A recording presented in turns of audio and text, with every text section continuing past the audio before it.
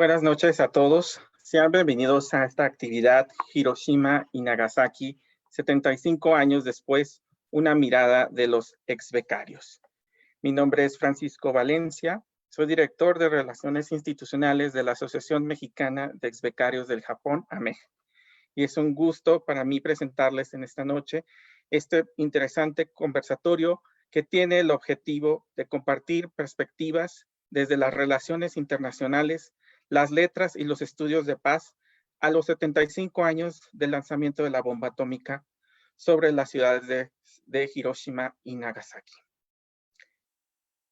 Estaré haciendo algunas preguntas dirigidas a cada uno de ellos. Esta noche nos acompañan el doctor Carlos Sierra, que es egresado del programa de Maestros en Servicio por la Universidad de Hiroshima. También la maestra Vania de la Vega Shiota, egresada del programa de posgrado por la Universidad de Hiroshima también. El maestro Fabián Bautista, también egresado del programa de Maestros en Servicios por la Universidad de los Ryukyus en Okinawa. Y el maestro Crescenciano Hernández, también egresado tanto de la Universidad de Oita y de la Universidad de Nagasaki. Muchísimas gracias por acompañarnos y agradecemos también a la Embajada del Japón en México por este espacio que nos otorgan. Para iniciar esta noche, me gustaría primeramente presentar al doctor Carlos Sierra. Me permito leer su semblanza para después iniciar una charla con él. Carlos Sierra es doctor en literatura por el CIDEM. Durante los años 2007 a 2009, se hizo acreedor a la beca del Mombo College del Ministerio de Educación, Cultura, Deportes, Ciencia y Tecnología del Japón y fue enviado a la Universidad de Hiroshima, donde realizó su estancia de investigación con énfasis en diseño curricular. Funge como el presidente de la Comisión de Honor y Justicia de la Asociación Mexicana de Exbecarios del Japón, AMEJ. Ha sido seleccionado también por la Alianza del Pacífico entre México, Colombia, Chile y Perú en el acuerdo con la Agencia Mexicana de Cooperación Internacional para el Desarrollo, AMEXID, para desarrollar estudios en temas de educación y cultura de la paz, derechos humanos, reconciliación, reparación y post-conflicto. Es profesor de asignatura en la Universidad Autónoma del Estado de Morelos y también del Colegio de Morelos. Muchísimas gracias. Bienvenido, Carlos. Hola, ¿qué tal? Buenas noches. Muchas gracias. Aquí estamos muy atentos y muy entusiastas de participar en este maravilloso conversatorio. Muchas gracias por acompañarnos, Carlos. El doctor Carlos Sierra nos hará una relatoría en nuestro conversatorio desde una mirada del escritor del Premio Nobel Kenzaburo Oe sobre los acontecimientos ocurridos en Hiroshima. Una percepción desde la literatura. Carlos, primera pregunta. ¿Por qué fue tan importante para Kenzaburo Oe determinar realizar esta inmersión in situ al escribir Cuadernos de Hiroshima?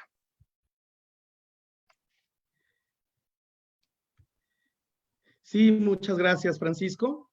Es muy importante hacer notar que efectivamente, primero tenemos una gran información al respecto de lo que se sabía de Hiroshima y, por supuesto, tenemos aquí una gran responsabilidad de entender por qué razón en ese momento era tan relevante, ¿no? Encontrarnos con la información que dolorosamente a la sociedad japonesa le iba llegando después de los acontecimientos ocurridos el 6 de agosto de 1945 a las 8:16 de la mañana. Aquí vemos una imagen muy, impactante que nos deja la reflexión, un sujeto que se encuentra frente a lo que hoy se le denomina el Domo a la Paz y encontrarnos con que el maestro Kenzaburo Oe a los 28 años, en el año 1963, determinó viajar a la isla destrozada por esta bomba atómica, ¿sí? Entonces vio el auténtico rostro de la tragedia, en un hecho que cambiaría su vida para siempre y de manera decidida para su obra permanente. ¿Sí? Cabe aclarar que el espíritu innovador de el maestro Kenzaburo fue justamente quererse informar todo el tiempo para emprender e interpretar la historia desde su propia perspectiva. Así que, de alguna manera, el maestro Kenzaburo nos va diciendo de primera mano lo que él estaba encontrando, ¿no? En su paso por la visita que había realizado en este momento por Hiroshima. Él había egresado de la Universidad de Tokio, estudiante de letras y con una formación muy amplia y muy vasta por escritores occidentales, y por aquí nos pone una frase muy, muy valiosa: cuando era joven no creía en el mito de que la vida de un hombre puede jugarse en el espacio en pocos días. Pero ahora, cuando pienso en la experiencia que viví, me veo obligado a reconocer que todo eso es posible, a reconocerlo con una especie de terror sagrado.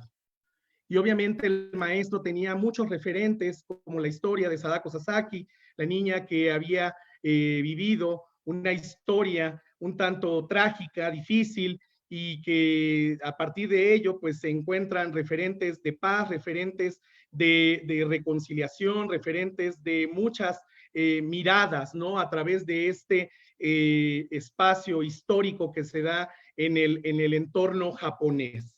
Así que por eso es que el maestro Kenzaburo determina realizar esta inmersión in situ.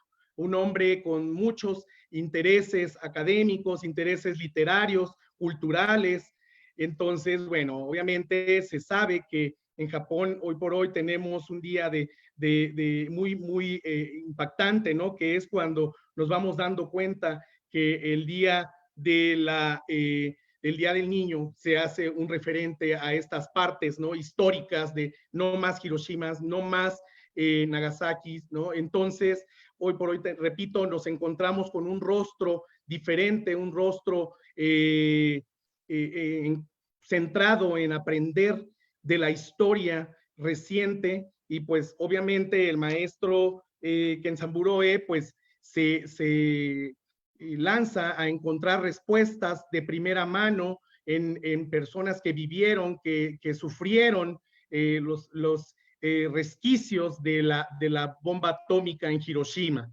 Así que por eso es que es muy importante darnos cuenta que a esa edad tan joven, pues con estas características de su formación académica, pues se va a aprender, ¿no? De primera mano. Entonces es un estudio prácticamente etnográfico in situ, que de pronto muchos escritores utilizan como recurso, sin embargo, pues no tan permanente o tan cercano a un espacio que recientemente había sido bombardeado. Así que por ello se destaca su participación del maestro Kenzaburo por la determinación, por la valentía, por el arrojo, como un escritor que se va a reconocer una parte histórica dolorosa de su nación, Japón, para encontrarse, repito, en una realidad difícil, adversa, pero no por ello con una cara de resiliencia, una cara de levantarse, una cara de aprender de la historia, para no volverse a repetir. Muchas gracias, Carlos. Continuando con esta conversación, ¿de qué forma se percibió Japón y Hiroshima después del trabajo realizado por este escritor?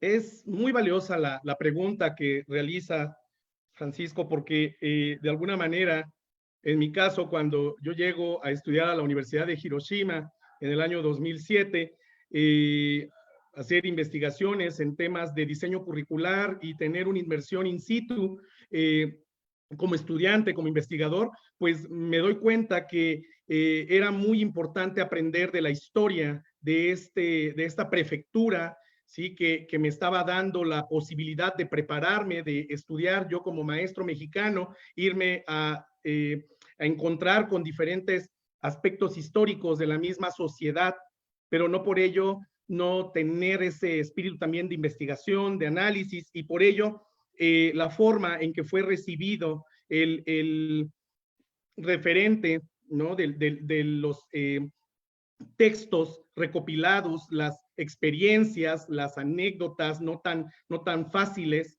del maestro Kenzaburo Oe en Cuadernos de Hiroshima, encontramos que se comprende que el efecto había sido devastador. El efecto de esta bomba arrojada sobre la prefectura había sido una catástrofe inimaginable, incuantificable. Por ello, el maestro Kenzaburo Oe se había pues propuesto desde que era un joven, a él tenía 10 años de edad cuando cayó la bomba atómica, él había crecido en una isla pequeña, pero en una prefectura también muy importante de Japón, en Ehime, y bueno, se fue a estudiar, deja su casa, su familia, y se va a aprender de letras clásicas, ¿no? en la Universidad de Tokio, insisto. Así que para el año 1994 el maestro recibe el merecido premio Nobel. Años antes había recibido por su primera novela, a los 23 años, el premio Akutagawa, y por ello es que el maestro pues ya tenía un referente muy importante. Y bueno, cabe aclarar que cuando el maestro Kenzaburo Oe va a Hiroshima a conocer la historia de viva voz de los mismos sobrevivientes del ataque atómico, pues nace también su hijo Hikari. Hikari nace con algunas situaciones pues específicas, con algunas patologías que de pronto al maestro lo vuelven más sensible, lo vuelven más observador de la realidad, y por ello es que de alguna manera el maestro advierte que es el encierro de por vida a que se ven obligados los supervivientes, que alcanza no solo a los afectados, sino también a los hijos. El hecho de que él ya era padre, se dio cuenta que no era sencillo entender que esta situación iba a recaer en las siguientes generaciones, ¿sí? Por eso que Kenzaburo Oe se dedica con complacencia y con respeto, bueno, sí, a hacer retratos, sin complacencia y con mucho respeto, perdón, a hacer retratos de los enfermos, de los médicos y de los supervivientes. Entonces, él revisa muchas de las historias que se van entrelazando entre una generación y otra, y cómo se vive, cómo se analiza, cómo se observa, ¿sí? Entonces hay una frase, y con esto quiero dejar muy claro, ¿no? Que dice que obviamente él tenía 10 años cuando lanzaron esta bomba, y lo dice de viva voz en su prólogo en Cuadernos de Hiroshima. Él vivía en otra isla, en Shikoku, al sudoeste de Japón, y me encanta esta frase cuando él dice: los bosques ancestrales de mi isla y aquel hongo luminoso que representaba el progreso científico son el punto de partida en mi literatura y la explicación de la ambigüedad que los críticos detectan en ella, que es la propia ambigüedad de mi país, la que existe entre la belleza que hemos conocido, el Japón más hermoso, donde se encontraba toda la abundancia que disfrutaban los seres humanos. Eso nos causa una especie de disfunción que es la base de nuestra ambigüedad.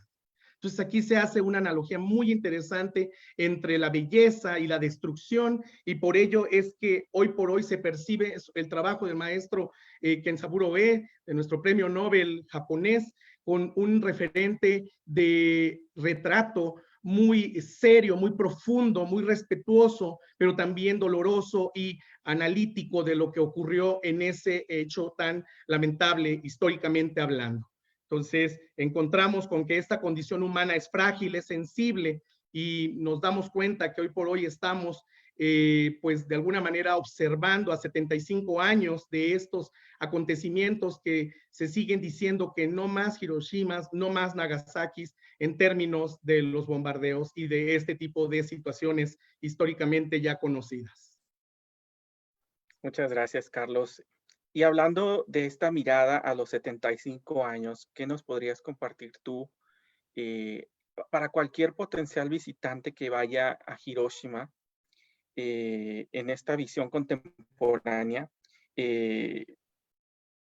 con la visión del maestro Oe, ¿qué aprendizajes podemos retomar después de la lectura de los cuadernos de Hiroshima y en el análisis del mismo documento?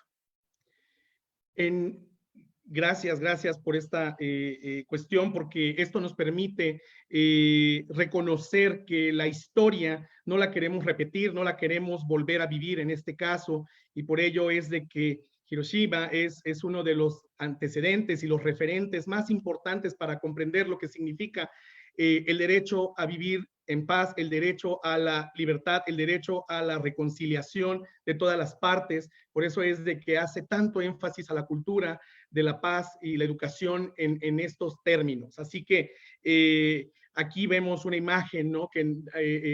Un paneo, ¿no? Muy difícil, muy lamentable de la destrucción, pero no así también nos encontramos con una oportunidad que nos deja esto, una reflexión que en los ensayos que componen este libro, estos materiales del maestro Kenzaburo Oe, se busca encontrar respuestas a las preguntas más trascendentales, como estas que vamos a plantear en este momento.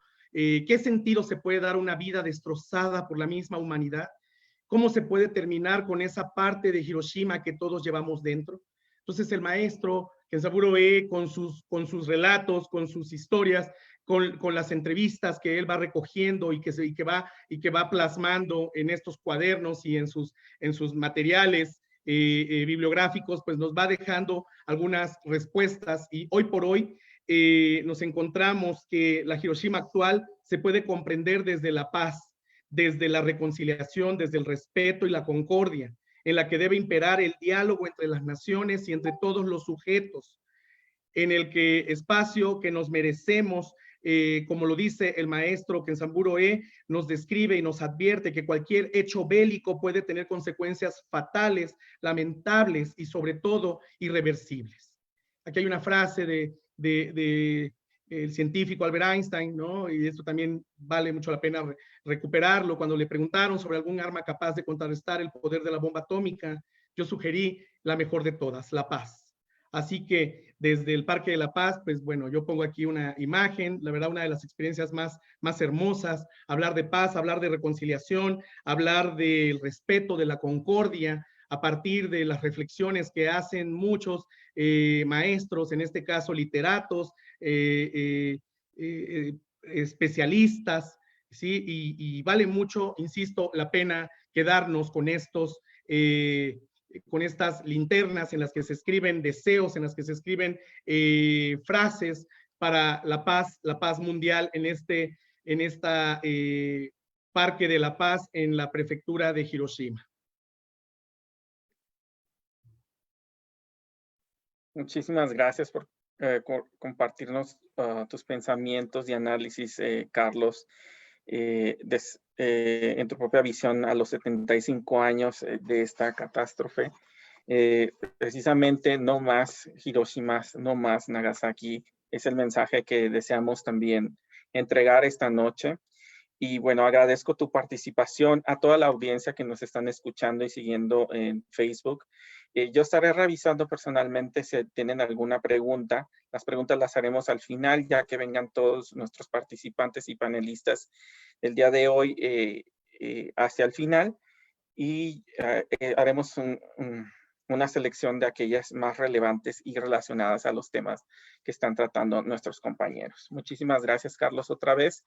Voy a darle ahora la voz a la maestra Vania de la Vega Sciota, para la cual me permito presentarla.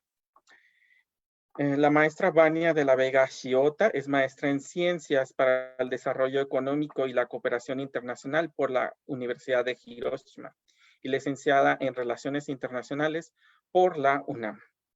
Desde junio del 2017 es la secretaria académica del Programa Universitario de Estudios sobre Asia y África de la UNAM y desde 2009 profesora de asignatura en la Facultad de Ciencias Políticas y Sociales de la misma institución. Fue becaria del MEX, del Ministerio de Educación, Cultura, Deportes, Ciencia y Tecnología del Gobierno en Japón para realizar estudios de posgrado de 2010 a 2012. Ha sido también invitada como becaria del Ministerio de Asuntos Exteriores del mismo gobierno en el 2015. Bienvenida, Vania. Buenas noches. El enfoque de la participación de nuestra compañera Vania va a ser las relaciones internacionales y los estudios sobre la paz. México-Japón en la arena diplomática en pro del desarme. Vamos a hacer el inicio de esto con una muy interesante pregunta. De acuerdo con el boletín de los científicos atómicos, quedan 100 segundos para la medianoche, que es la destrucción total y catastrófica de la humanidad.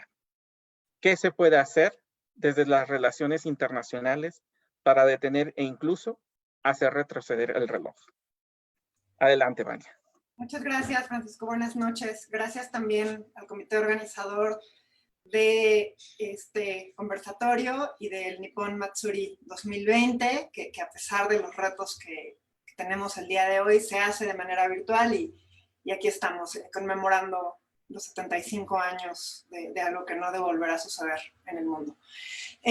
Con respecto a la pregunta, hay muchas maneras en las que la sociedad internacional en sus diferentes expresiones se ha propuesto detener las amenazas nucleares. No suele ser algo de lo que hablemos mucho. De pronto la agenda internacional se llena de temas nuevos, de temas de coyuntura, y pareciera que estos temas del desarme nuclear pierden vigencia, porque justamente ya tienen 75 años. Desafortunadamente están más vigentes que nunca, ¿no? Y son algunas de las ideas que vamos a platicar el día de hoy. En concreto, el Boletín de los Científicos Atómicos fue un proyecto que inició en el año de 1945. En la Universidad de Chicago, curiosamente, bueno, no tan curiosamente, pero vale la pena mencionar que fue por científicos que pertenecieron al proyecto Manhattan.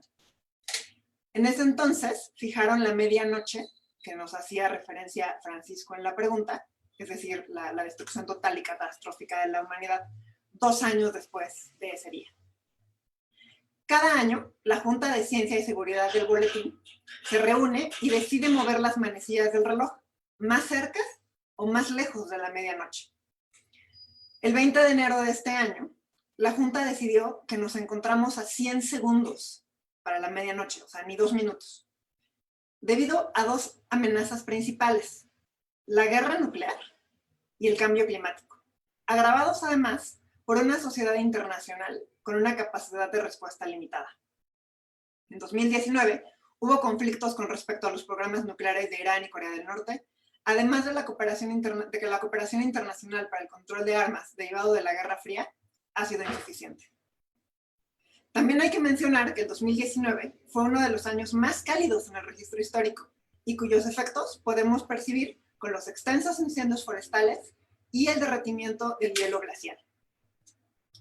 Estos retos no son nuevos para la sociedad internacional, pero sí adquieren cada vez aristas más complejas, pues a este ya difícil escenario que presenta el Boletín de Científicos Atómicos hay que sumar los retos que enfrenta el multilateralismo en el mundo, sobre todo en 2 frentes. El primero de ellos, con los perfiles endógenos de algunos gobiernos en el mundo, que con políticas y discursos propios de décadas pasadas, cuando el mundo estaba menos globalizado, tenían pertinencia y objetivos claros, pero ahora parecieran amenazas a los objetivos fijados en la Carta de Naciones Unidas, que es posiblemente no solo el documento que refleja los esfuerzos de una sociedad internacional convencida de preservar a las generaciones venideras del flagelo de la guerra, sino la muestra de que los individuos y las naciones buscan la paz en sus vínculos con el exterior. El segundo frente va más allá de las amenazas creadas por los estados. El 2020 ha sido un año especialmente difícil para el multilateralismo, pues la pandemia ha hecho a muchos estados cerrar sus fronteras y en muchas sociedades acusar a los demás de una manera simplista y poco empática. Sin embargo, este año también ha significado avances nunca antes vistos en la sociedad internacional. Pues a pesar de que por motivos sanitarios las fronteras de muchos estados están cerradas y no es posible hacer viajes internacionales, los foros globales se han llevado a cabo por medio de herramientas virtuales. Justamente este fin de semana se está llevando a cabo la cumbre de líderes del G20, donde los líderes de las 20 economías más poderosas del mundo expresan sus opiniones sobre la pandemia y la crisis económica mundial a través de teleconferencias. Es decir, el reto para los estados, desde la perspectiva de sus relaciones internacionales, es fortalecer y apostar por el multilateralismo, pues las amenazas más grandes para la humanidad no son de orden nacional. y desconocen las fronteras, ya sea por el cambio climático, por las amenazas de las armas nucleares e incluso, y sobre todo este año, las amenazas sanitarias. Es cada vez más claro que la sola aplicación de políticas nacionales no solo llevan al aislacionismo de los estados y que las soluciones se encontrarán al apostar por soluciones globales. Reto nada sencillo, pues vivimos en una sociedad internacional cuyos miembros son soberanos y ciertamente lo seguirán siendo. Por lo que encontrar el punto de equilibrio en términos políticos, económicos y sociales entre esa soberanía y las responsabilidades globales es uno de los asuntos que los gobiernos, sin lugar a dudas, se cuestionan al diseñar políticas públicas.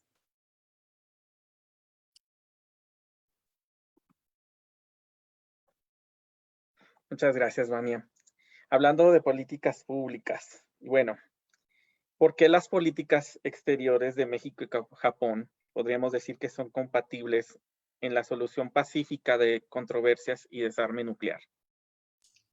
Gracias, Francisco. En efecto, la historia de las relaciones bilaterales entre México y Japón son dignas de un estudio profundo. Hay muchos colegas que se han dedicado al estudio de las mismas desde sus diferentes aristas. El día de hoy solamente voy a resaltar un par de puntos. Las políticas exteriores de México y Japón, en efecto, tienen rasgos que las hacen comparables. Hay que mencionar que ambos han sido líderes regionales en temas como la solución pacífica de controversias y el desarme nuclear. En cuanto a México, los principios de política exterior son un mandato constitucional que se encuentran en el artículo 89, fracción 10. En todas las facultades que se imparte la licenciatura en Relaciones Internacionales, son de las primeras cosas que los alumnos deben aprender. La autodeterminación de los pueblos, la no intervención, la solución pacífica de controversias, la proscripción de la amenaza o uso de la fuerza en relaciones internacionales, la igualdad jurídica de los estados, la cooperación internacional para el desarrollo y la lucha por la paz y la seguridad internacionales. Si bien la aplicación de estos principios son adaptados a las situaciones particulares y a los intereses del Estado y del gobierno mexicano, explican en buena medida las acciones de política exterior del México contemporáneo.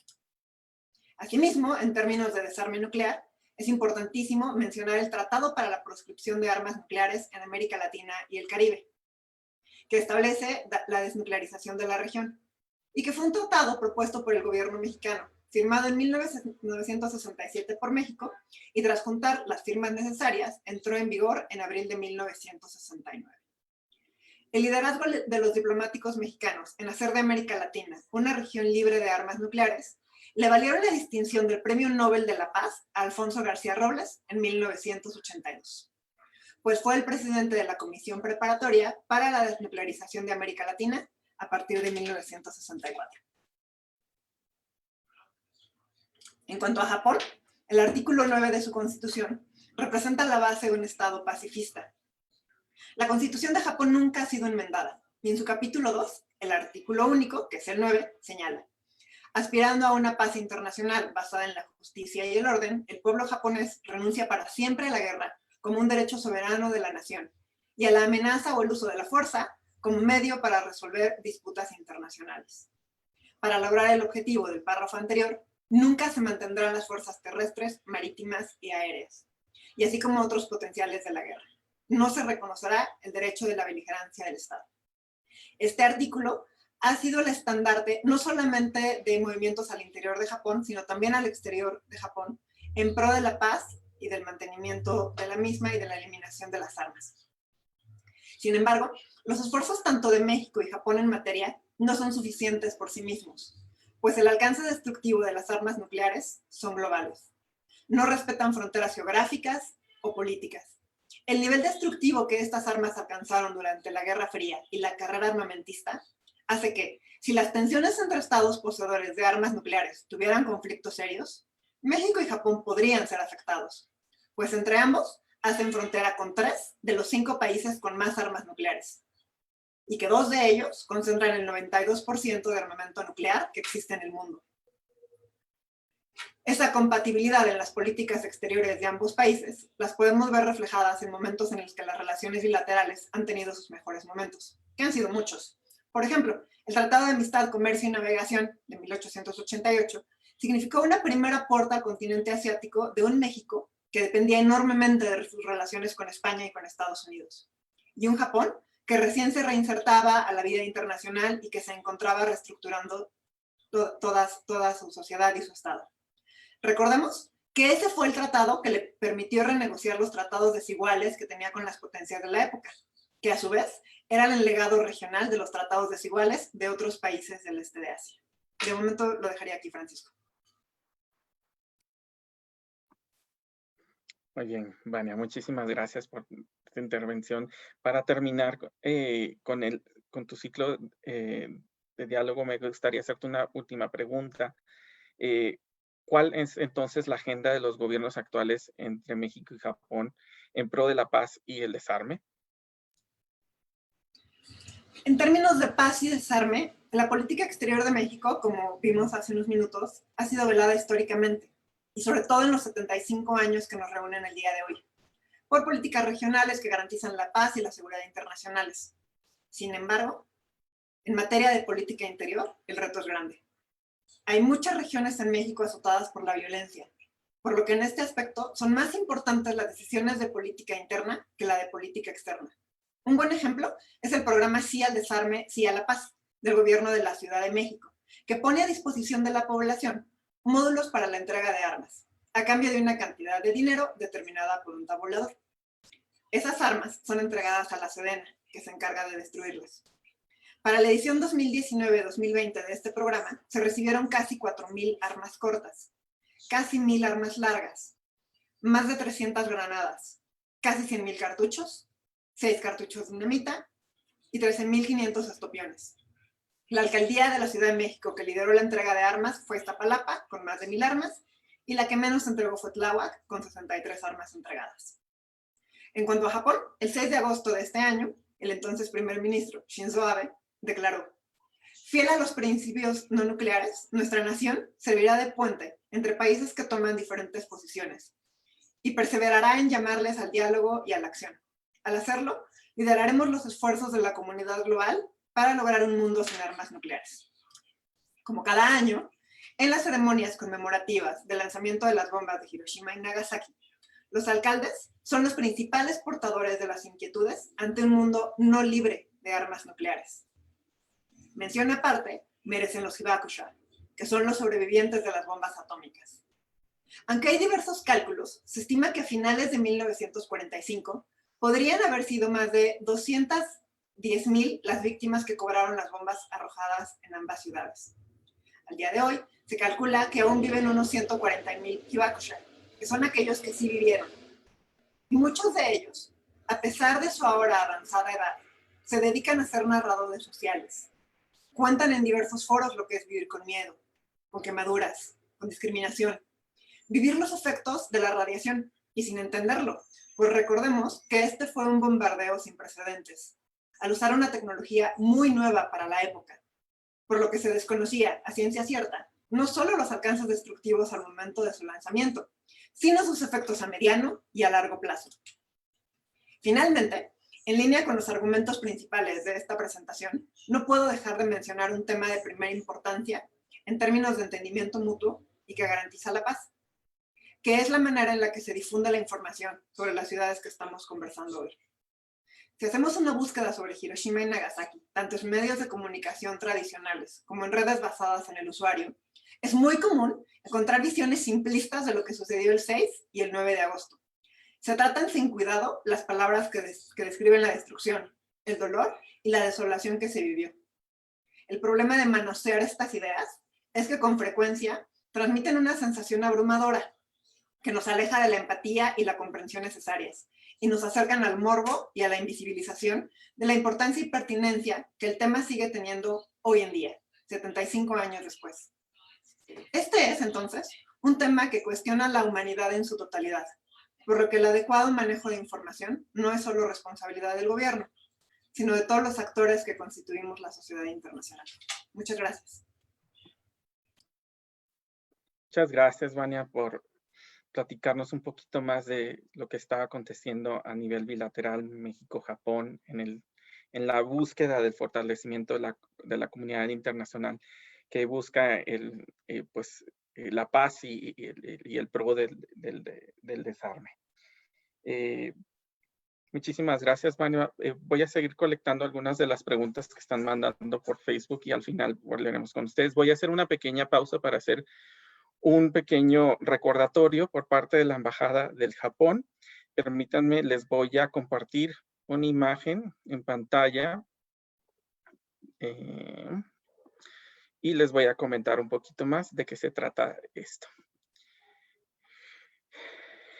Los invitamos a todos a que nos envíen una foto suya con una grulla de origami para que sean ustedes parte de este Zenbatsuru virtual.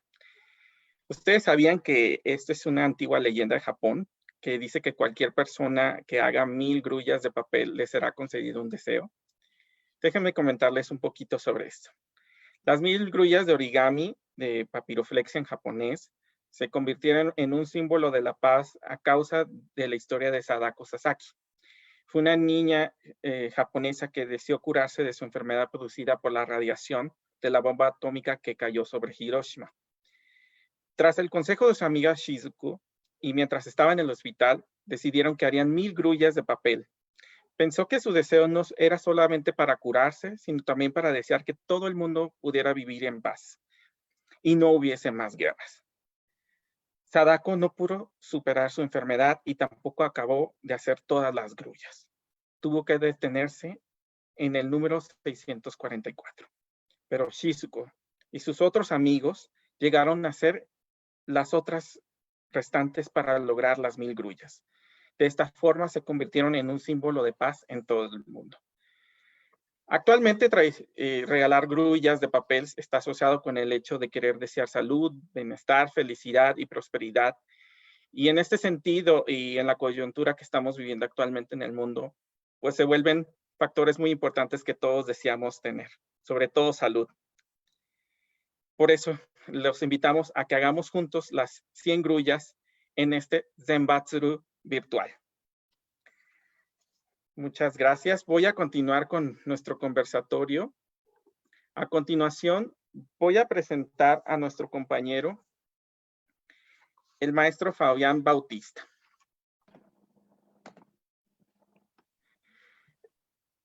Fabián Bautista es maestro en educación por la Universidad Interamericana para el Desarrollo. Es director de educación primaria a cargo del proyecto de zona La formación de valores mediante el arte colaborativo. Parte de la primera generación del doctorado de Humanidades en Patrimonio y Cultura para la Paz por la Universidad Autónoma de Zacatecas. Becario del Ministerio de Educación, Cultura, Deporte, Ciencia y Tecnología del Japón para maestros en servicio del 2012 al 2014, con la investigación del uso de la computadora y software educativo como auxiliares en la enseñanza de las matemáticas en la escuela primaria, en la Universidad de los Ryukyus en Okinawa, al sur de Japón. Bienvenido, Fabián. Su enfoque en esta participación será la promoción de una cultura de la paz y no violencia a través de los libros de texto, así como los programas educativos a nivel básico. Bienvenido, Fabián, nuevamente. Gracias, Francisco. Bueno, pues antes que nada, buenas noches a todos los participantes, a toda la gente que nos está acompañando en esta transmisión. Gracias también a la Embajada de Japón en México, a la MEG, por la invitación a este conversatorio. Bueno, primero señalar que hablar de la promoción de la cultura de paz en la educación básica implica tener claro que los estudiantes se nutren de todas las experiencias vividas tanto dentro de la escuela como fuera de ella. Es así que en estos momentos, bueno, tanto la influencia de las familias, las amistades y en esta situación de pandemia que se está viviendo, pues ahora también los medios de comunicación se han vuelto parte importante de lo cotidiano en la educación de los estudiantes. Así es que la escuela, como institución formal de formación, trabaja con lo que viene desde casa, con lo que el alumno ya ha adquirido en sus experiencias previas.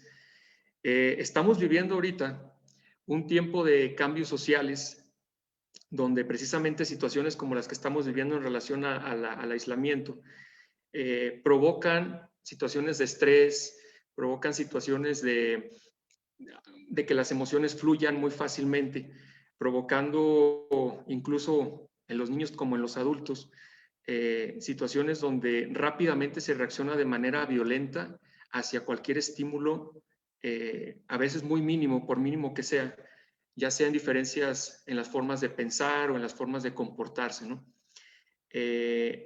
La Secretaría de Educación Pública tiene muy en cuenta esta situación y en tiempos recientes es que se le ha estado dando mayor peso a lo que se refiere a la formación de una cultura de paz en los estudiantes. Entender la paz significa tener claro que esta no es solo la ausencia de conflictos o la ausencia de una guerra, ¿no? Aquí hay que entender que los niños deben construir esta idea de que los conflictos siempre van a existir y que construir la paz significa saber coexistir con los conflictos y saber tratarlos, ¿no? Definir una cultura de paz desde la educación, entonces, se puede señalar como la formación de un conjunto de valores, actitudes y comportamientos que promuevan tanto el respeto por la vida, la soberanía de los estados, la protección del medio ambiente, así como un modo libre, justo y tolerante de vivir, tanto a nivel local como a nivel global.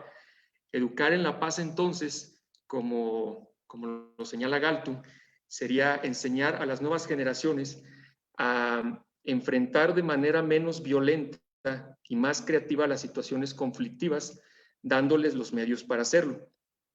Desde la parte normativa, el artículo 74 de la Ley General de Educación aquí de México señala la responsabilidad de las autoridades educativas por promover una cultura de paz como un medio para lograr una convivencia democrática apegada a los derechos humanos.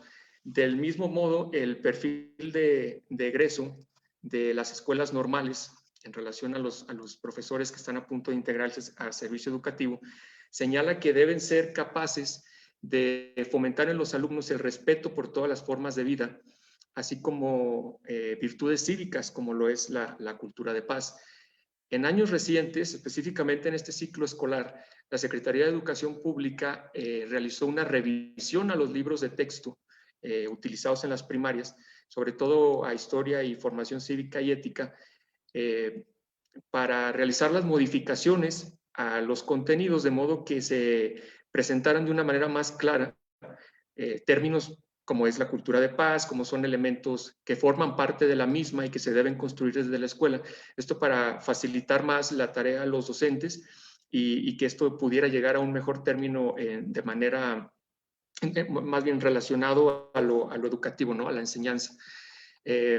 Otra de las aportaciones que ha hecho la Secretaría de Educación es el Programa Nacional de Convivencia Escolar, que las personas que trabajamos en educación básica conocemos que el fin de este programa dentro de las escuelas es el desarrollo de espacios libres de violencia mediante acciones y capacitaciones como son talleres para padres de familia, talleres para docentes y dotación de materiales con este fin para las escuelas. Un ejemplo de esos materiales es las fichas que se llaman Promover la Cultura de Paz desde la Escuela, la cual es una serie de sugerencias didácticas para atender este asunto, primero desde lo emocional en los niños, para después pasar a asuntos como son la igualdad de género, la valoración de la diversidad y el respeto de los derechos humanos, ¿no? Entonces, llama la atención, y lo primero que a mí me pasó cuando regresé de Japón, en este caso estaba yo en Okinawa, a mí me llamó mucho la atención en Okinawa que las escuelas donde yo estaba realizando mis jornadas de observación utilizaban mucho esto de llevar a los alumnos a los museos, y uno de ellos pues es el Museo de Memoria de la Paz de Okinawa. Yo no lo conocía, me llamó la atención. Ya cuando regresé acá a México, noté que hacía falta este asunto de más lugares de este tipo para poder promover la paz y llevar a los alumnos a, pues ahora sí que aprender de los errores que se han cometido, ¿no? Aquí en México, bueno, el Museo Memoria y Tolerancia es uno de los más representativos, pero en general, en este panorama se ve que la Secretaría ataca este problema esta situación desde varios frentes, lo que es lo legal, dotación de materiales, capacitaciones, pero queda pendiente ese asunto quizá de promover desde otros ámbitos lo que es la paz con los estudiantes. Gracias, Fabián, por introducirnos al tema de cómo la Secretaría de Educación Pública está promoviendo en la actualidad la cultura de la paz y no violencia en las escuelas, y también haciendo referencia a tu experiencia. Me gustaría saber, y para compartir con la audiencia que nos está escuchando, ¿cómo se les presenta a los estudiantes el tema del lanzamiento de las bombas atómicas en los contenidos de los libros de textos gratuitos? Fíjense que esta es una pregunta muy interesante porque revisando los materiales de educación primaria, los libros de texto, los programas, se da uno cuenta que, bueno, llama la atención que al menos en el nivel primaria, el tema del bombardeo, del lanzamiento de la bomba, no está presente como tal en los contenidos de los grados.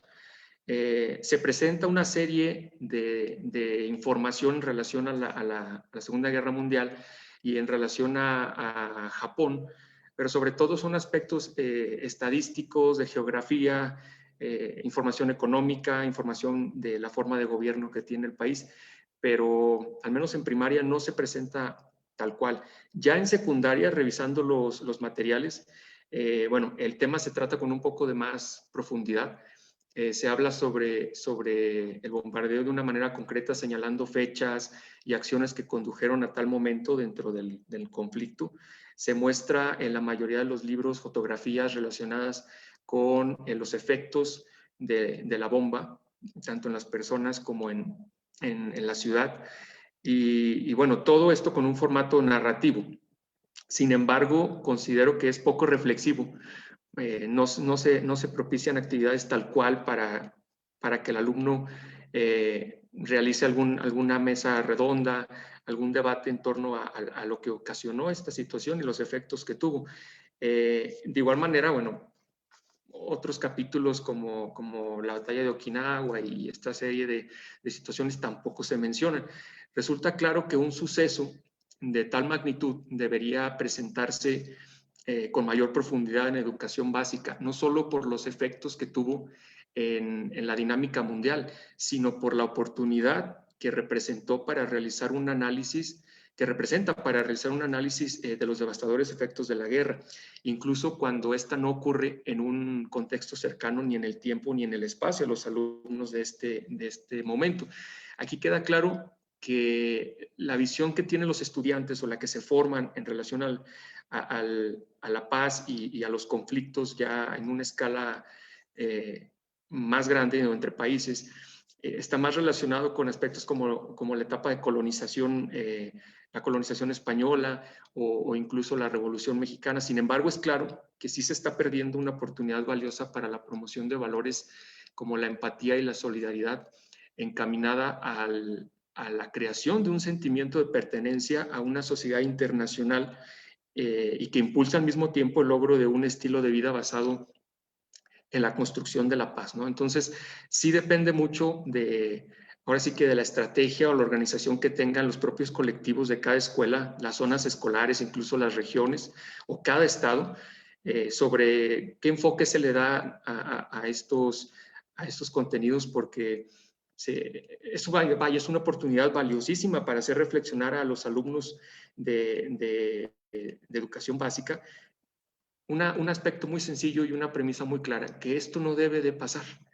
Situaciones como lo ocurrido en Hiroshima y Nagasaki son acontecimientos que no se deben de repetir de ningún momento y fuera de eso, pues dejan una enseñanza a todo el mundo, ¿no? Entonces, de ahí radica la importancia de que la escuela busque una promoción de la paz desde que los niños son pequeños, desde las bases que se construyen, tanto con la familia, con la escuela, cómo se promueve el diálogo, cómo se promueve la resolución de conflictos a través de la negociación y que a las generaciones más jóvenes y las que vienen les quede claro que la violencia no es una opción, la agresión no es una opción, las armas no son una opción.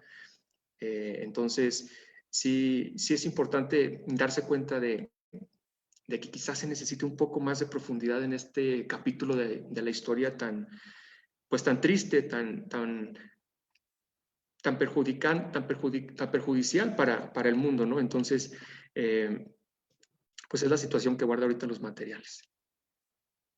Muy bien, Fabián.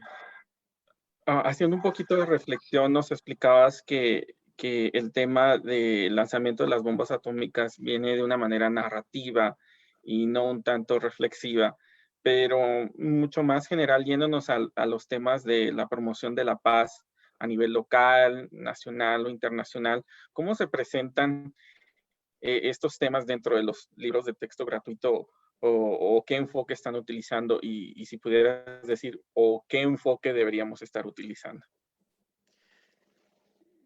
Fíjense que sobre todo en el caso de la educación primaria, son los libros de formación cívica y ética los que mayor carga tienen de temas relacionados con este asunto, ¿no? A raíz de las modificaciones que se han realizado. En el caso particular de estos libros, bueno, se inicia en primer grado presentando actividades a los alumnos para que ellos razonen sobre cómo son cada uno de ellos, qué los hace enojar, qué los hace perder el control, qué situaciones podrían derivar en alguna agresión. Es un ejercicio de autoconocimiento con los niños. Ya en segundo grado se busca que los alumnos conozcan la importancia del bienestar colectivo y del respeto por las reglas, así como el cuidado del medio ambiente, que a veces el asunto del cuidado del medio ambiente se ve como algo menor, pero sin duda que el cuidado del ambiente es parte primordial de una cultura de paz, porque el hecho de descuidarlo podría ser un generador de violencia en el futuro. Ya en tercer grado se hace una separación clave para entender la paz y es el uso de dos conceptos, el concepto del conflicto y el concepto de la violencia. Aquí se busca que los alumnos, bueno, entiendan que el conflicto es propio del ser humano, pero que la violencia es opcional como respuesta a los conflictos, ¿no? Asimismo, se habla sobre cómo la exclusión y la discriminación son actitudes que provocan que la paz se debilite dentro de las relaciones humanas. Ya en cuarto grado se resalta la importancia de los círculos de diálogo, las redes de paz como vías para llegar a acuerdos e intercambiar opiniones. Y en quinto grado se resalta el papel de los mediadores de conflicto, así como los efectos de la guerra y los beneficios de la paz. Es en este momento que se integra información sobre la existencia de diferentes organizaciones como son las Naciones Unidas, la UNESCO, la FAO, el Banco Mundial, etc., ¿no? En sexto grado se hace hincapié al respeto intercultural y la importancia de asumir una cultura cooperativa como vía importante para la paz. De igual forma, se promueve de manera muy contundente el respeto por las diferentes formas de pensar. Ya en educación secundaria se presenta información detallada sobre el desarrollo histórico del concepto de cultura de paz, desde bueno, mencionando el Manifiesto 2000 por una cultura de paz y no violencia de la UNESCO, la Carta de las Naciones Unidas. Es así que los temas estudiados, tanto en primaria como en secundaria, son trabajados con actividades un tanto práctica, sobre todo en secundaria, ya promoviendo en ese nivel más el diálogo y la reflexión de los alumnos. Sin embargo, sí hay que dejar claro que para que la escuela logre una formación para la paz, es importante tratar los contenidos que nos presentan. Sin embargo, no hay que olvidar que se trata de un proceso transversal. ¿Sí? La paz es un proceso humano en constante construcción y se requiere de ser modelado tanto por los docentes, los directivos, las familias, ya que no se trata solamente de conectar conceptos o explicar conceptos, ¿no? La paz se debe de construir a través de los procesos diarios, tanto personales, familiares e institucionales, los cuales estén encaminados a permitir que las escuelas se conviertan en espacios de diálogo y formación ciudadana con una visión global. Entonces, aquí el enfoque que se le debería de dar es más que presentar el concepto de paz es esto, el concepto de tal es esto, se debería de crear un entorno que cobije a los niños, que presente la paz como un modo de vida, que lo ponga en práctica, que lo ejercite, que lo modele y que se construya. Es igual como cuando uno aprende a andar en bicicleta, lo aprende uno practicando. Igual la paz se construye viviendo en paz. Muchas gracias, Fabián, por tu intervención y por compartirnos pues esta realidad que estamos viviendo dentro de la presentación de los temas de paz, de los libros de texto, pero también pues tus recomendaciones y que deberíamos de seguir en la educación básica para promover más estos temas. Volveremos contigo más tarde para el momento de preguntas y respuestas. Gracias. Muchas gracias, Fabián. A continuación voy a presentar a nuestro último invitado, que es el maestro Crescenciano Hernández. El maestro Crescenciano se graduó en Ciencias de la Educación por la Universidad de Oita en Kyushu, en Japón, y por la Universidad de Luisiana también, en Estados Unidos. Es licenciado en Educación Primaria por la Escuela Normal Rural Luis Villarreal del El Meche, en el estado de Hidalgo. Licenciado en Educación Media en la especialidad de Inglés por la Escuela Normal Superior del estado de Hidalgo también. Fue becario del Ministerio de Educación, Ciencia, Deporte, Ciencia y Tecnología del Japón en el programa para maestros en servicios en la Universidad de Nagasaki en 1998 hasta el 2000. Es el coordinador de los maestros exbecarios del gobierno en Japón en el estado de Hidalgo y también pues es un gran promotor de las actividades del intercambio cultural entre México y Japón. Bienvenido, Crescenciano, un gusto estar aquí contigo. El enfoque del maestro Crescenciano va a ser un recorrido por el Parque de la Paz en Nagasaki y una parada en la casa del doctor Nagai Takashi. Bienvenido, Crescenciano, todo tuyo. ¿Qué tal, maestro Francisco? Muchas gracias. Gracias a la Embajada de Japón, gracias a nuestra Asociación Mexicana de Exbecarios por esta invitación a este gran conversatorio. Mi experiencia que quiero compartir en este conversatorio es en ese recorrido por el Parque de la Paz. Cuando yo llego a Nagasaki, ahí en el año de 1998, yo llego un día entre semana a la universidad y en el primer fin de semana lo que hago es iniciar un recorrido por los lugares más cercanos al dormitorio de estudiantes extranjeros. Con mi mapa en mano, mi cámara fotográfica, inicio ese recorrido y llego hasta el Parque de la Paz. Entonces yo dije, bueno, pues, ¿qué puedo conversar en este espacio para que, pues, juntos vayamos construyendo esta paz anhelada en estos tiempos complicados por los que estamos pasando? ¿Sí? Voy a compartir con ustedes algunas imágenes para que vayamos platicando, vayamos conversando de cómo fue este recorrido y pues todo lo que significa el Parque de la Paz, el Museo de la Bomba Atómica, el monumento del epicentro de la bomba atómica. Y pues esas experiencias que hemos ido pues platicando en este conversatorio desde los ponentes, ¿verdad? Para que digamos el día de hoy, mañana, vivir en un mundo en paz, ¿sí? Aquí les voy a mostrar una imagen del Parque de la Paz. Cuando yo llego al Parque de la Paz, pues la imagen impresionante, la estatua impresionante de la paz. Voy a compartirla ahora. Aquí. Ahí está. La estatua de la paz. Esta es la estatua de la paz y como podemos ver, una mano a lo alto y una mano diciendo, pues, un alto al uso de las armas nucleares. Un sí a la paz, un viva la paz y un vivamos en paz, ¿sí? En este Parque de la Paz encontramos pues muchas estatuas donadas por otros países quienes también están promoviendo, buscando la paz, ¿sí? Aquí nosotros vemos un cielo azul donde está la gente viendo a la estatua y diciendo, pidiendo por la paz. Algo que me llamó mucho la atención aquí fue que muchos estudiantes de todo Japón llegan a recorrer, llegan a vivir parte de la historia. Y pues no solo también de Japón, también del extranjero. Cuando nosotros recorremos el Parque de la Paz, nos encontramos con jóvenes estudiantes que están aprendiendo, que están recorriendo, que están pues viviendo en carne propia pues parte de lo que pues fue pues aquella trágico momento, ¿sí? El Parque de la Paz fue uno de los primeros lugares de Nagasaki que pues me dejó impresionado. Nos deja esa lección de qué pasó, qué está pasando y qué va a pasar.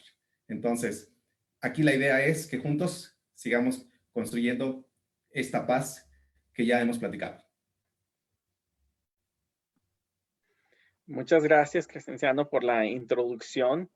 A mí me gustaría saber, bueno, te voy a hacer dos preguntas. ¿Por qué crees que es una parada muy importante para cualquier visitante que llega a ir?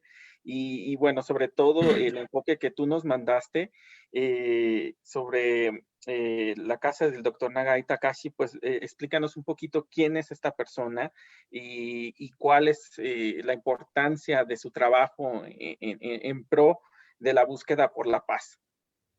Sí, claro que sí.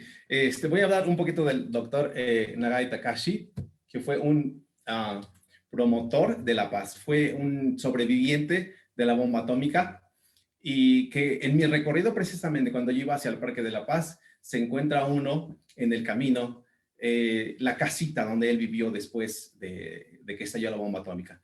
El doctor Nagai Takashi fue un radiólogo que estudió en la Universidad de Nagasaki, en la Facultad de Medicina. Él hizo sus estudios en la universidad y desde el dormitorio él escuchaba las campanas de la iglesia de Urakami. Entonces, él al escuchar las campanas casi todos los días, después de la tragedia, él hace una reflexión y decía, bueno, pues las campanas pararon algún día, pero esperemos que esas campanas vuelvan a sonar, pues con más ánimo, con más fervor, para que juntos construyamos la paz. El doctor Nagai Takashi, pues desafortunadamente perdió a su esposa en la explosión de la bomba atómica. Él fue un creyente del amor a sí mismo, del amor al prójimo. Él, después de la tragedia, luchó incansablemente hasta sus últimos días por compartir su experiencia, compartir en carne propia lo que él había vivido. Fue muy complicado para él sobrevivir, pero se dedicó a escribir, se dedicó a promover la paz en todos los sentidos. ¿Sí? Voy a compartir ahora enseguida una imagen. Esta es la imagen que les platicaba cuando yo iba caminando. Uno se encuentra y ve esto en el trayecto al Parque de la Paz. ¿Sí? Aquí en esta imagen podemos ver que él escribe la música de Nagasaki no Kami, las campanas de Nagasaki. ¿Sí? Es una de las obras, una de las principales obras del doctor, que pues nos dice, queremos la paz, queremos que las campanas que pararon algún día, esas campanas suenen, pero suenen con alegría, que suenen con la paz que todos anhelamos. ¿Sí? Es impresionante esta parte de la composición del doctor Nagai. Voy a compartir ahora otra imagen, que aquí está, Nyokodo, que literalmente significa como a ti mismo. Y esta es la casa del doctor Nagai. Fue una casa muy, muy pequeñita, donde él decidió ya vivir sus últimos días en paz. Decidió ahí crear su obra. Una casa realmente con lo más mínimo, con lo elemental, con una humildad de un doctor que pues sufrió demasiado. Él estuvo pues también como doctor en algunos conflictos fuera de Japón, regresa a Japón, termina la carrera en la Universidad de Nagasaki y desde ahí él escuchaba las campanas, como les decía hace un momento, de la Catedral de Urakami. La Catedral de Urakami fue un monumento que pues prácticamente fue destruido. Él era un creyente, se convirtió al catolicismo y entonces cuando sufre esto, pues para él fue pues realmente devastador. Fue devastador y decide irse a este lugar, a vivir a este lugar tan pequeño, con lo básico para vivir. Y ahí escribe gran parte de su obra. ¿Sí? Déjenme, es todo, perdón. Ok. Antes sí, me gustaría pues, explicar un poquito lo que significa esto del Nyokodo, la casita pequeña, es como a ti mismo, inspirado en el precepto, ama a tu prójimo como a ti mismo, fomentando el amor a los demás y a no olvidar a los que fallecieron o resultaron heridos en la zona de Urakami, epicentro de la bomba atómica. ¿sí? Este es uno de los, pues, de lo que significó para el doctor Nagai, este pequeño espacio donde crea gran parte de su obra. Muchas gracias, Crescenciano. Precisamente te iba a preguntar cuál es el alcance del significado de Myokodo, y gracias por compartirlo. Gracias también por traernos una experiencia más cercana a través de tu propia vivencia, esos paseos por el Parque de la Paz de Nagasaki, esos lugares, esos pues parajes que tuviste la oportunidad de ver y que nos compartes esta noche. Vamos a pasar ahora a invitar a todos los panelistas a que nos acompañen. Voy a hacer algunas preguntas muy breves. Todos. Si podemos volver, por favor. Bienvenido, Fabián, Vania, Carlos. Muchísimas gracias a todos. Pues muy orgulloso de estar aquí con ustedes, compañeros exbecarios, con sus experiencias, con su conocimiento.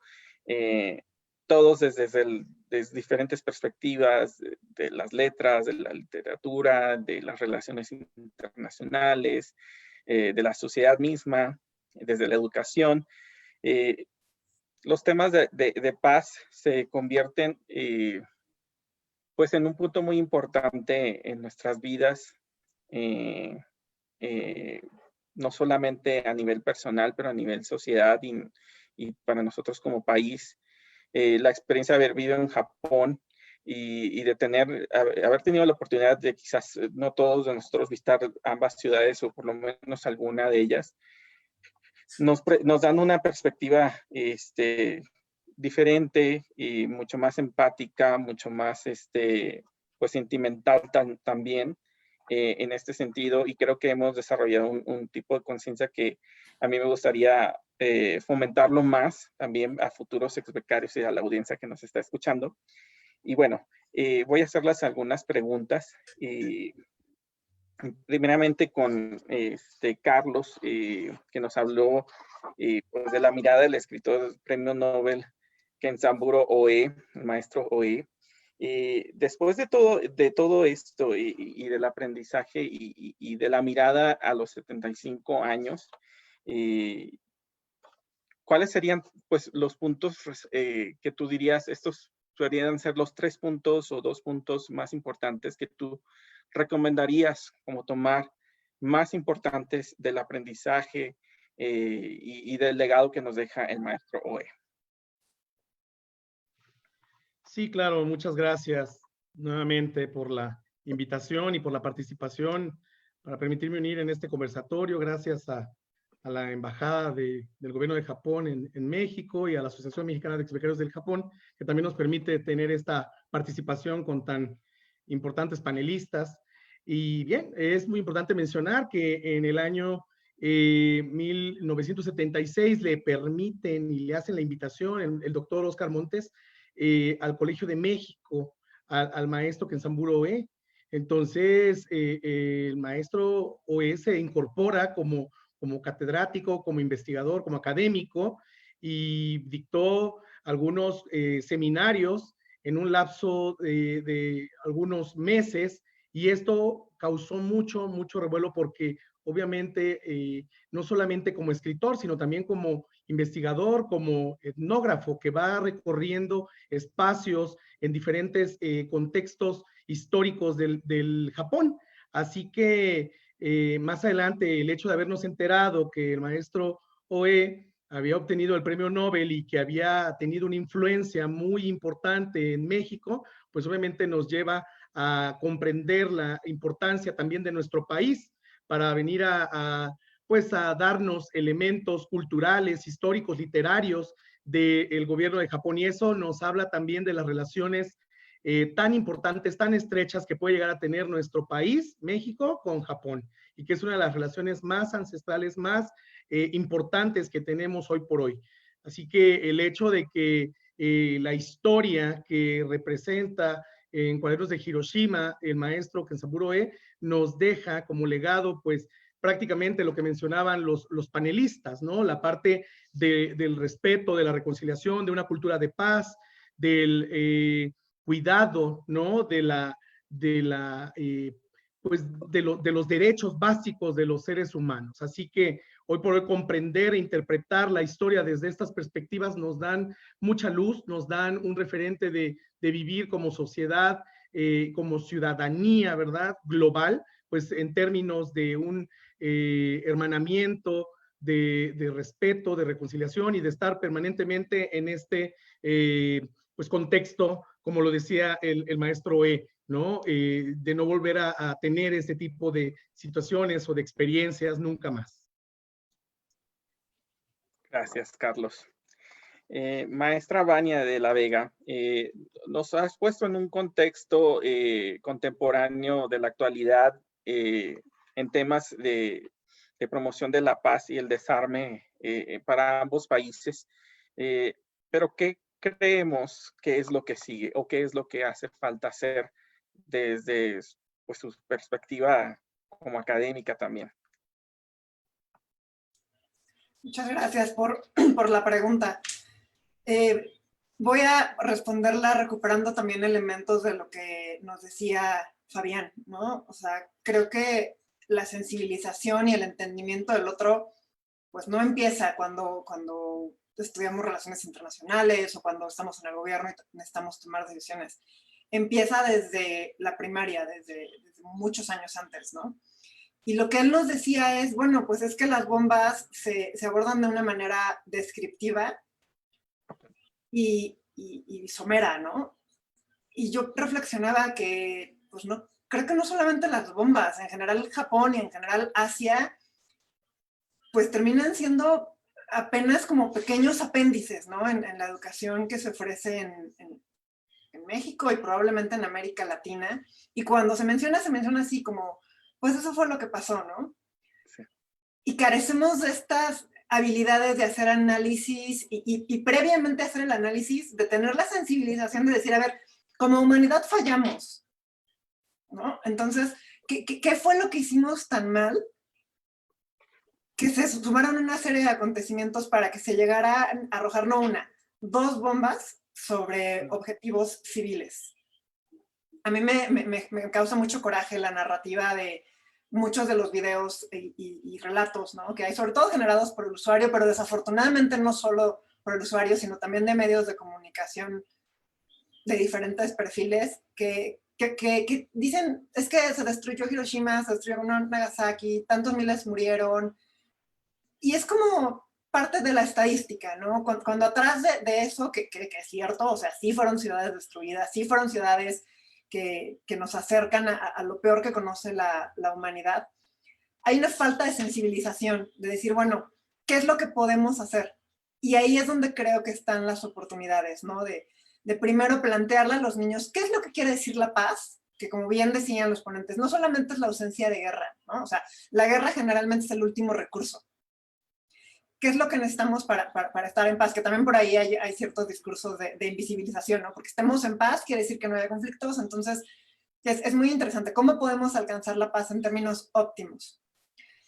Y luego otra cosa que creo que está mal es cuando se dice, es que en Hiroshima y en Nagasaki era un día como cualquiera. No, no era un día como cualquiera. O sea, llevamos años en guerra, ¿no? Entonces ya hablábamos de una sociedad fatigada por el flagelo de la guerra, ya hablábamos de una sociedad en crisis, ya hablábamos de población que tenía, por ejemplo, los alimentos racionalizados, ¿no?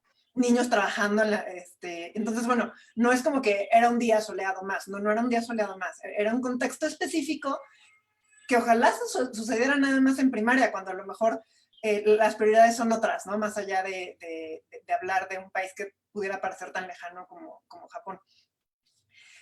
Si pudiéramos, incluso ya llegando a la licenciatura, a veces se nos van esos detalles.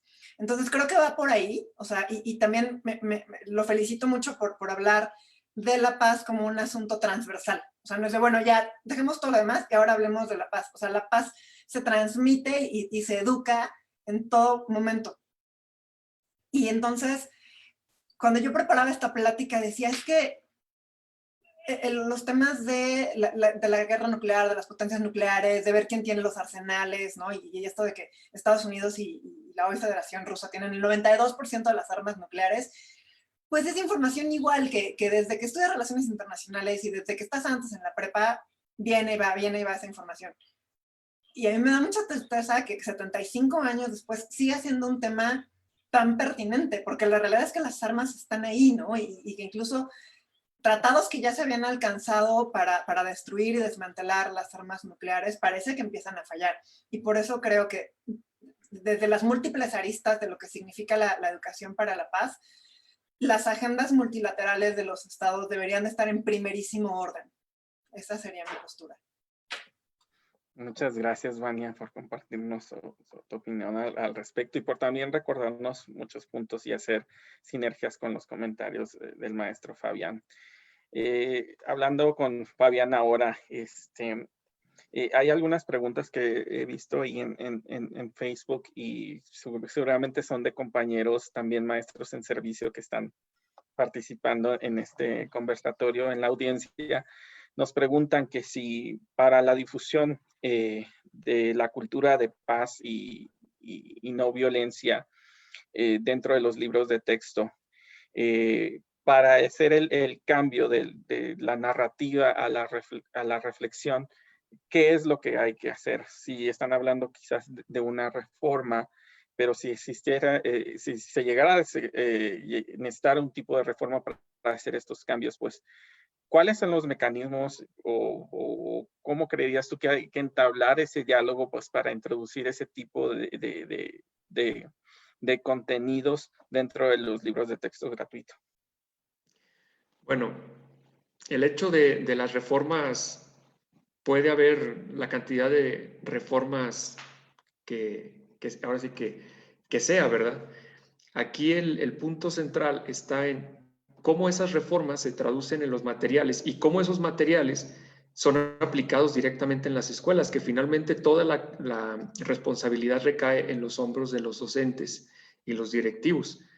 Aquí considero que es primordial, primero, que los profesores de educación básica conozcan qué es la cultura de paz, que a ellos mismos les quede claro cuáles son las características de la paz, cómo transmitirla, cómo presentar situaciones de aprendizaje a los alumnos que no solamente sean una lluvia de conceptos, sino que sean situaciones de razonamiento, de conversación, de análisis de qué problemas, algo muy pequeño en la escuela se puede volver un elemento de análisis.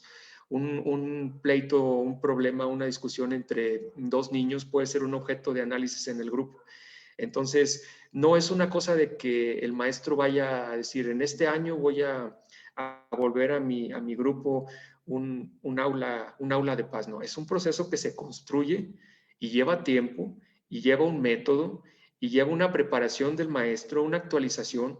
Mientras se tome el libro, que fue producto de una reforma, de un análisis por expertos de los conceptos y toda esta terminología, mientras el maestro tome el libro y diga, ok, vamos a ver qué son las Naciones Unidas. Son esto, se instauró en esta fecha, fin, cierren el libro. Mientras no salgamos de ese círculo, no se va a poder promover la paz y el niño va a seguir con este conflicto entre lo que me está diciendo la escuela y lo que yo estoy viendo en los medios de comunicación y lo que estoy viendo en la realidad afuera de la escuela. Está este choque entre los dos mundos, el mundo que promueve la escuela y la realidad que quizá en las familias, pues hay de todo, ¿no? En las familias puede haber quien sí dialoga, trata de resolver pacíficamente todo, pero también hay quien no sabe otra más que discutir, levantar la voz, amenazar. Entonces, si el alumno está siempre entre estos dos mundos y no se trabaja de una manera conjunta con la sociedad y los padres de familia, por lo menos de la escuela, realmente este proceso, no digo que sea imposible, pero se va a llevar más tiempo. Entonces, sí es importante, pues, esa situación, ¿no?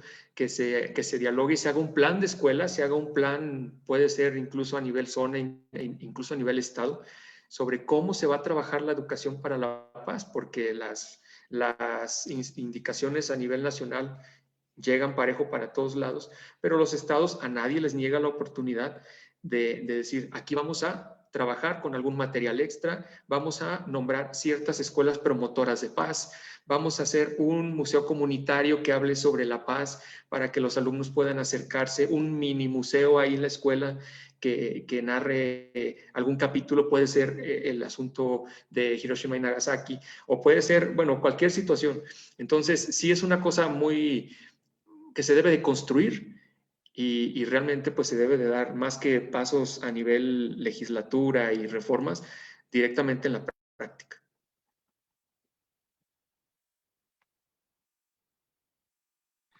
Muy bien, yo pienso que ahí les voy a dejar una tarea a todos los compañeros maestros en servicio de cómo podemos promover este tipo de actividad.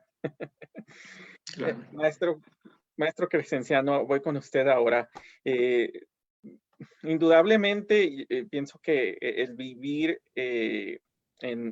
tanto en Hiroshima como en Nagasaki como becario puede ser una experiencia totalmente diferente por el ambiente que se vive en esas ciudades.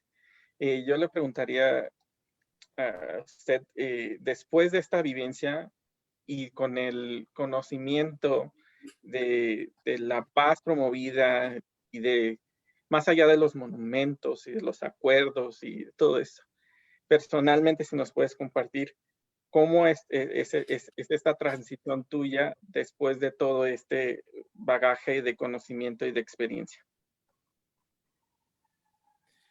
Pues sin duda, de entrada es esa impresión, ¿no? Esa impresión tan grande que cuando llegas a una ciudad como Nagasaki o Hiroshima, yo creo que todo estudiante extranjero y tiene la oportunidad de visitar el museo de la bomba atómica, cómo es que te impacta, ¿no? Y también, pero cómo después de eso regresas a tu país y tratas de decir, bueno, no más Nagasakis, no más Hiroshimas, porque es realmente impresionante, ¿sí? Recorrer el Museo de la Bomba Atómica y ver aquella destrucción es simplemente devastador.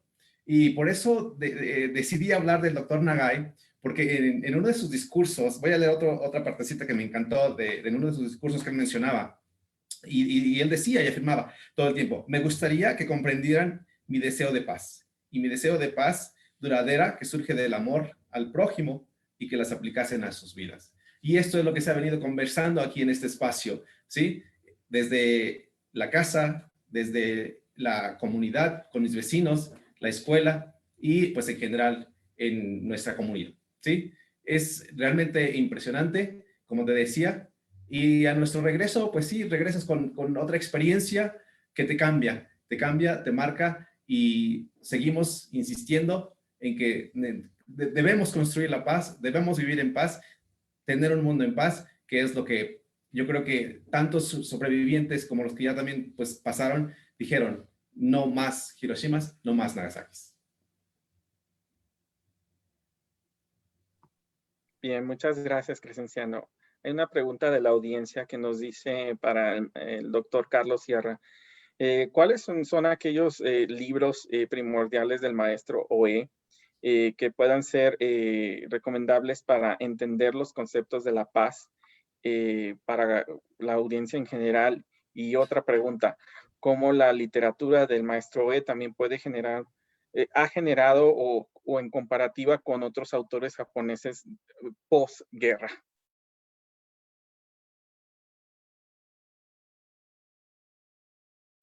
Sí, claro, claro que sí. Hay muchos materiales que podríamos mencionar del maestro Kenzaburo E. Hay textos previos a su visita a Hiroshima, Arrancad las semillas, Fusilad a los niños, El grito silencioso, Una cuestión personal. Son textos muy interesantes en donde él se autocuestiona la importancia de observar, de analizar, de revisar la condición humana. ¿Sí? Muchos autores hoy por hoy y sobre todo muchos premios Nobel lo que van revisando en sus materiales biográficos, bibliográficos más bien, es los aspectos personales, los aspectos que ellos mismos van encontrando como referentes desde otros seres humanos. Entonces, el hecho ya por allá de más reciente, hace algunos años, escribe de alguna manera, Renacimiento, por allá del año 2000. Otro es Despertar o Jóvenes de la Nueva Era. O sea, de alguna manera él va mencionando textos pues importantes, ¿no? Desde sus títulos, desde los libros, pues nos está dando ya una invitación a reconocer que los seres humanos tenemos mucho por contribuir como género, como especie.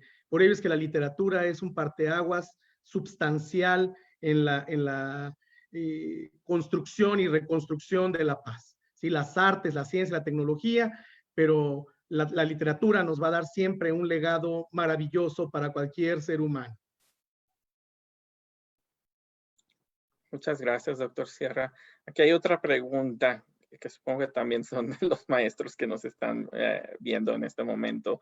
Para el maestro Bautista nos dice, entonces, ¿cuál crees que podría ser un siguiente paso práctico para los maestros abordar los temas de cultura de paz en el aula? Bueno, aquí tiene que ver directamente y a los compañeros que pudieran ser directores de primaria, yo sí los invito a que cumplamos con nuestra función también de acompañamiento y preparemos a nuestros colectivos, nos preparemos primero nosotros, preparemos a nuestros colectivos en conocer primero los materiales que nos están dando la Secretaría, pero todo el abanico, no solamente los libros. ¿Qué oferta de capacitación hay? ¿Qué ficheros hay? ¿Qué libros de texto? Los revisemos, los conozcamos, porque no se puede tratar de enseñar algo que no se conoce a cabalidad. Y ya una vez conocidos, entonces sí hacer un plan como escuela para ser una escuela promotora de la paz. Esto va a necesitar tiempo y necesita un esfuerzo adicional. Entonces, primero es la intención, tanto de los directores, la intención de los docentes, la intención de los padres. Y una vez que se tenga estas tres intenciones juntas, entonces armar un plan de escuela. No busquemos cambiar a la ciudad entera, ¿no? Tenemos un espacio de acción que es nuestra institución. Si igual nuestro director no nos lo propone, como docentes frente a grupo podemos nosotros proponerlo a la escuela. Tenemos esa capacidad y esa libertad porque somos colectivos de trabajo. Y en las reuniones de colectivo pues se puede aprovechar un momento para tratar los temas relacionados con qué plan tenemos a futuro como escuela promotora de paz y hacerlo. No esperar quizá que nos lleguen los manuales y las instrucciones desde arriba. Hay que generarlos. Entonces eso sería algo práctico que se pudiera hacer. Muchas gracias, Fabián. No sé si alguno de los otros ponentes quisiera agregar algunos comentarios.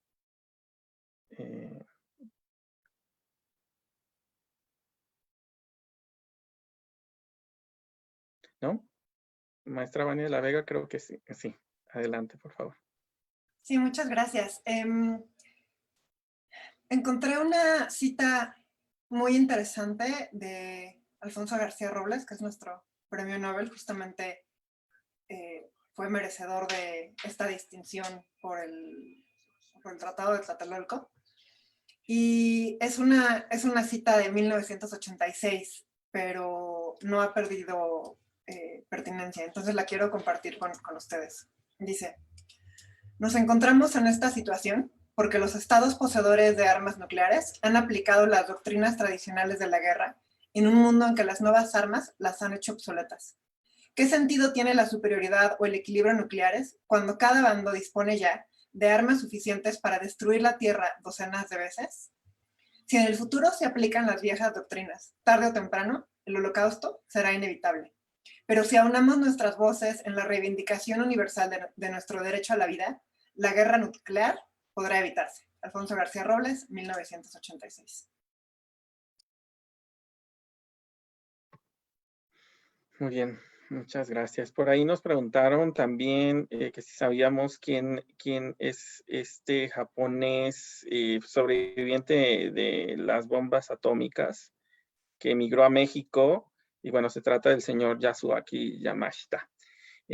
Bueno, creo que vamos a ir cerrando este conversatorio. Me gustaría saber si alguien más de los ponentes quisiera agregar o algún mensaje como cierre, sino para pasar algunos avisos y promociones de parte de la Embajada del Japón en México y de la asociación. ¿Listo? Bueno, les agradezco a todos muchísimo su participación, su tiempo, por acompañarnos desde Zacatecas, maestro Fabián, desde Morelos, doctor Sierra, desde Hidalgo, maestro Hernández, desde la Ciudad de México, la maestra de la Vega Xota, a todos los saludos que nos han estado enviando desde Oaxaca, Chiapas y Hidalgo. Creo que Hidalgo tiene muchos fans por ahí, el maestro Hernández. Desde Nuevo León, de Baja California, de Sinaloa, del Estado de México, de Puebla, de Guerrero, de Jalisco. Muchísimas gracias por acompañarnos. A la gente que nos está acompañando también desde Japón, por ahí mandaron saludos desde Hiroshima también, a compañeros japoneses que pues entienden español y nos están viendo aquí también. Muchísimas gracias a todos los que nos están acompañando dentro y fuera de México. Ha sido un honor pues moderar este conversatorio con todos ustedes. Siempre es un orgullo formar parte de la Asociación Mexicana de Becarios del Japón. Y bueno, para mayores informes de las becas del Ministerio de Educación, Cultura, Deporte, Ciencia y Tecnología del Japón, les voy a compartir a continuación en pantalla las redes sociales, no solamente de la asociación, sino también de la Embajada del Japón en México, si quieren tomarle una captura de pantalla para que nos sigan en las que más les interese, ya sea Facebook, Instagram, Twitter o YouTube. Asimismo, no se olviden de que estamos buscando cumplir la meta de nuestro Zenbazuru virtual. Nos faltan algunas grullas para llegar a los 100 fotografías. Por favor, mándenlas directamente a la página de la Embajada del Japón en México y pues esperamos que podamos lograr estas 100 grullas que nos traigan a todos pues muchísima paz y muchísimo salud para el fin de la pandemia y por el bienestar de todos. Muy bien, pues muchísimas gracias nuevamente. Muchísimas gracias, maestra Vania de la Vega, que también no se pierdan también las cápsulas informativas del impacto de las becas MEX que han estado saliendo el sábado anterior y este sábado, que por ahí estuve entrevistando a varios compañeros también. Y no se pierdan el próximo sábado una interesante conversación de nuestras mujeres líderes ex becarias, que nos traen una interesante conversación llamada El Techo de Cristal.